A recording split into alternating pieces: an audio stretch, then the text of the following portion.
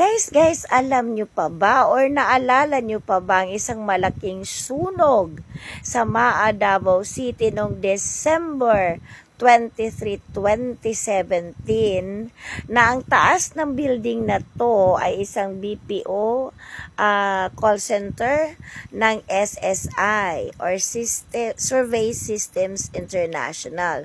So ito, ang building na to ay kumitil ng 37 buhay ng mga call center agent plus ang isang security guard sa kasagsagan ng parating na Pasko ng 2017.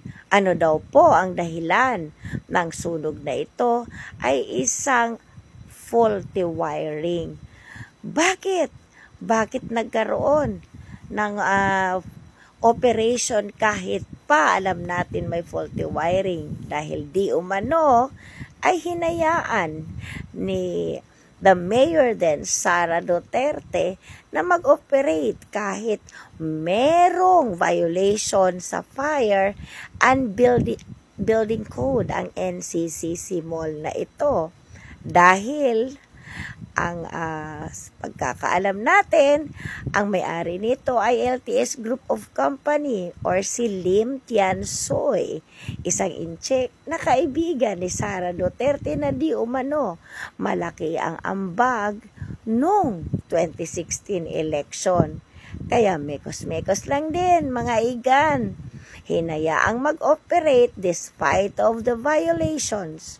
Anyway, tinanggal naman din ang may maraming mga heads ng mga fire station sa Davao City dahil yun daw yung remedyo dahil napabayaan ang faulty electrical wiring at any violation sa building code. December 23, 2017. Mayor si Sara. At bakit hindi ito lumabas sa mainstream media minsan lamang? At bakit parang nanahimik lang? Totoo ba na nakakuha ng saktong hustisya ang mga biktima na ito? Nabigyan ba sila ng karapatang hustisya or pinatahimik lamang sa pangalan ng mga Duterte at sa pagkakaibigan ng nagmikos-mikos at tumulong sa kanila sa kampanya ng 2016 election? Yan ba ang kalakaran ng Davao City? Gusto ba nating matikman yan buong Pilipinas at gustuhin pa nating maging presidente ang isang Duterte? Ako ay ko.